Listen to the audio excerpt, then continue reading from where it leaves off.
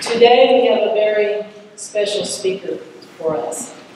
I met Minna Copeland when I had a meeting with Pastor James Wakefield of Good Shepherd Lutheran Church, who is also a Family Promise host site.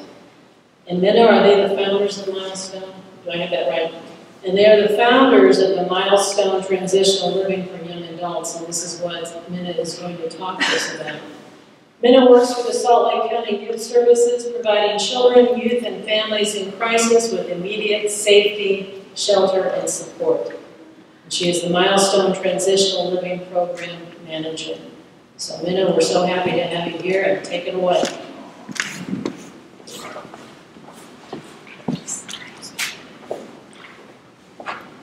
Well, I'd like to say thank you so much for allowing me to come and speak to you about something so dear to my heart. I always tell Pastor James I'm not going to cry, so I'm trying to hold me. So I just feel so blessed to be able to come here today and to talk to you a little bit and speak with you about what we're doing and hopefully maybe how you can help us. So the Milestone program came about 5 years ago. And what we realized, and I'm sure what many of you know, is we have a homeless crisis. And so what happened is we have approximately 175 to 200 young adults, 18-year-olds, that age out of DCFS every year, foster kids. And what we know is within 2 years, 30% of those young people will be either homeless or incarcerated. And so what happened is Good Shepherd Lutheran came together with Salt Lake County and with the Mentor Project, which I'll talk to you about a little bit, and they came together and said, this is not okay. We need to come up with some housing opportunities for these young people. But what we also knew is they were coming out, and so as we're working with these homeless young people at 18, what a special population, they don't have the skills that they needed to go right in and jump into an apartment. And so what happened is we started with one little house out in Sandy, and we started that as a master lease from Good Shepherd, and we had 5 young people. And then we have this fantastic fourplex out here in West Valley that's not too far away. It's right across the street from Valley Fair Mall, about 2700 West and 3900 South. And that's where we were able to house 6 young women. And what's really special about that fourplex is, if you think of it, it was basically a home that was donated. So you have a little laundry area, so you have 2 double apartments for single women, but then in the 2 single apartments on the end, we get to put our little mommies. So we can have young adults that are between the ages of 18 and 22, and those little moms can have up to 2 children under the age of 5. And they can stay in our program for up to 1.5 years. And what we've seen in the last 5 years, and I'll talk more specifically about just this year alone, we served approximately 44 young people. That includes who is still living there right now. We can serve 16 young people at a time.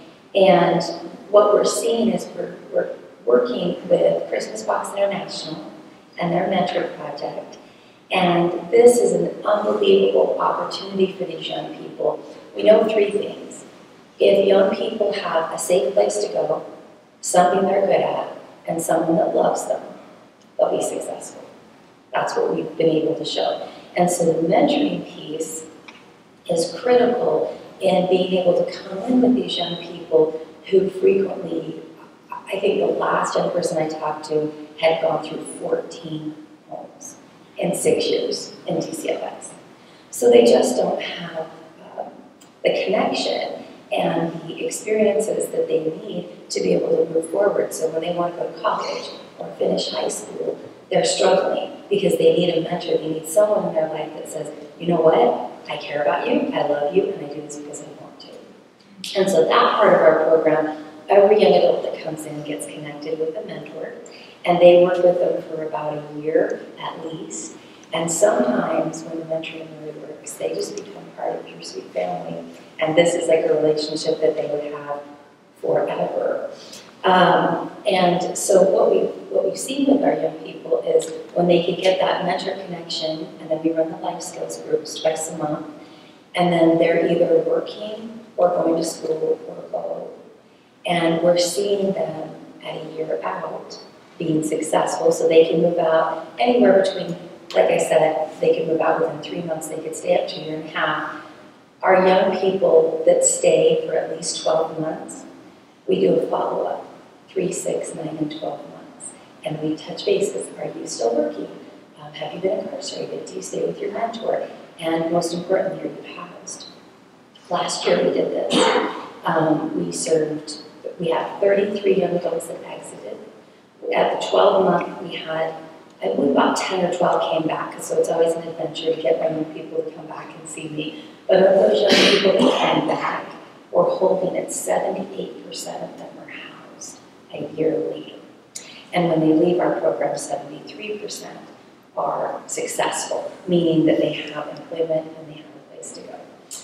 So that's kind of the baseline of how our program set up. So now I'm going to tell you a story about one of our young people that came in and what that looked like for her.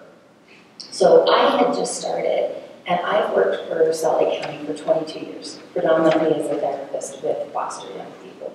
So I'm in my office, and this little 18-year-old that is like this big walks into my office. She's just teeny, and it was her birthday, and she had a little baby with her. And so she sits on my couch, which she just like falls into, and she's just weeping, and she said, I can't live at home anymore. She's 18, so she's a senior in high school. And she's sitting on my couch, and she said, my parents want her to go back. She's working at McDonald's, making $7.50 an hour. And she has a little car that's about $750. So all of you envision a $750 car. That's what she's driving this little baby, and that's her possession. That's all she's got. So we moved her out into Milestone. And this is where it really became magic. With this sweet young woman, you watched her. She was a senior at Cottonwood High School. She decided she was going to graduate early. So she worked unbelievably hard. She got connected with the Division of Workforce Services and a mentor in the first 3 months. So her little baby gets into daycare, and she graduates with a 3.6 GPA, and they'll give her a scholarship. So she's got Salt Lake Community College ready, and that little $7.50 an hour, we all know we need to be higher wage. So as she connects with the mentor project, the mentor is a bank representative, and she gets into a bank and then ultimately a debt relief company. So now she's making a livable wage, and the whole time she's like moving forward right in the program. And so this little girl, as she moves forward, at 12 months, she calls me on the phone and she says, Minna, I'm ready. I want to get my own apartment. I'm like, okay, are you ready for this? She says, yes. And she says, it's $750 a month, 2-bedroom, right there in West Valley. I can do this. So we pack up the truck, and now this kid who has this $750 car, she's upgraded. Now she's got this $5,000 car, right, that's running for her. And we pack up that truck, and we drive this young lady to her apartment, and now she's got all of the possessions that she needs, right? So she started to like get everything ready. We're moving everything into her apartment. And that day she says to me, Minna, I'm going to eat shrimp and chicken for dinner. And I was like, you're okay. You're really okay, right? And there's this moment where you just see these young people that are coming from absolute poverty. They really have nothing and nowhere to go. To a year later, this young woman saying this to me. So we move her in, and she comes in 3 months later to do her follow-up with me. And now she has enrolled in Salt Lake Community College, And she started to take her classes. And she says, I'm almost ready, Minute, to get a new car. Comes in at 6 months. Minute, I've got my car. Now, she's got a car that's better than mine. I'm impressed. I'm like, you're rocking it. And she comes in at 9 months, and this is like the thing that I think all of us want more than anything. And she says, I want my house. And I'm like, okay, right in my hand. Okay, that sounds fun. I'm like, that's great. And I get her hooked up, and we, of course, have connections, and they'll do matching funds, and so we get her set up. And when she came in a year later, so here's this little girl from 18 to 20 now, she said, we're closing on our house on Friday. And she did. So I watched that, and I think, that's self-sufficiency.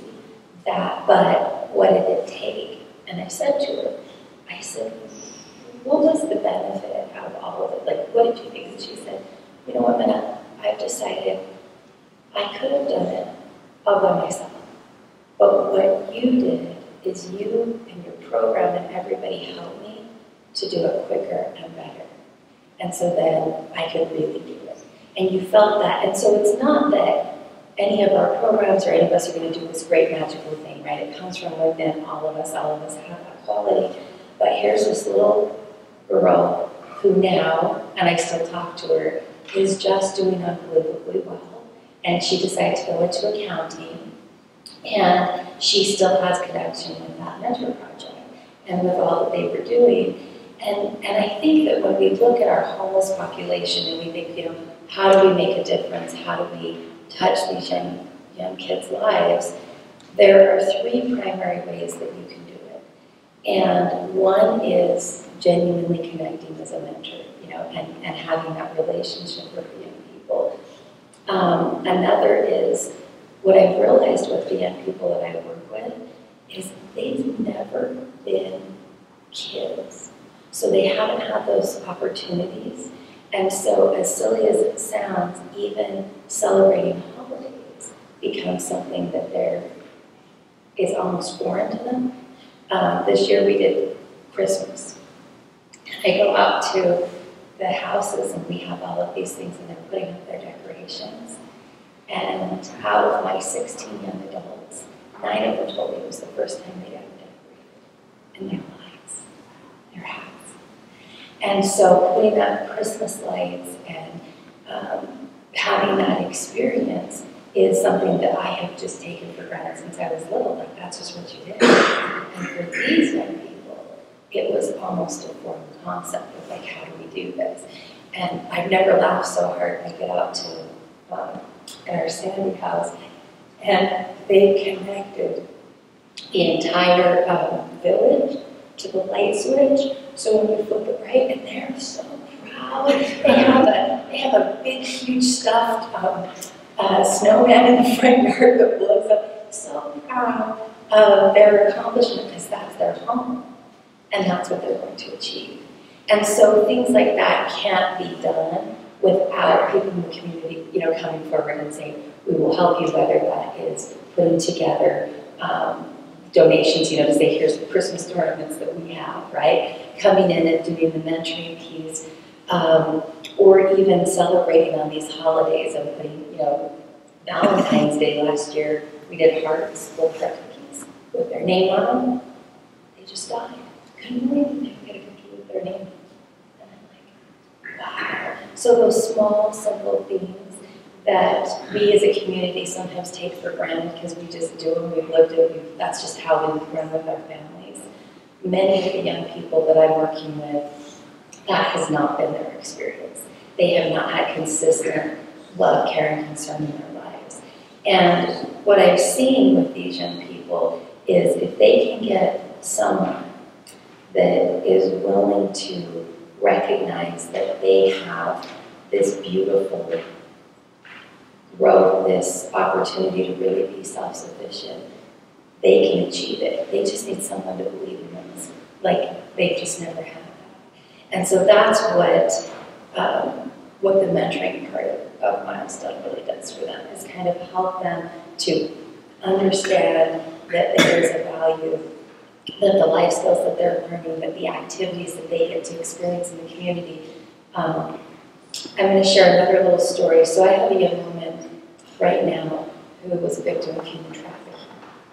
So she has a little boy who is turning 3 in 2 weeks. And I said to her, so what are you going to do for your birthday party? And she looked at me like, yeah, we could do that. Well, she is 20 years old and is in school right now, full time. And she called me last week to tell me she will be graduating in May and wants to get ready for her graduation. So she says to me, we should be bowling. I really like that. I said, that's the graduation party. She said, yeah. Let's take my little one to a party. We're going to do a birthday party for him with Chuck E. Cheese. And we're taking him to bowling. 2 things never in my life. So these are those moments that just change everything. So there's this young lady that, to be frank with you, 3 years ago was sitting in a cell in Las Vegas, Nevada, with human trafficking charges, to where is she at right now, getting ready to graduate. And she said to me, I'm going to invite my mom to this. And I said, hey, that's a great idea. And she said, she never ever thought that I could do this, but I am. So right, you feel that in your toe, like, yeah, you are. You're going to do this. And then they move forward from there. So I guess what I really wanted to just share with you today is that we do have these young people in our community. They are very, very capable of becoming self-sufficient. They really do have the capability to move forward, to be successful. And as a community where it really would be helpful and what is of value is just those little things that we can do. For some people it's going to be, I just like to say, here's some Christmas ornaments, right? For other people it's going to be, I'd love to mentor.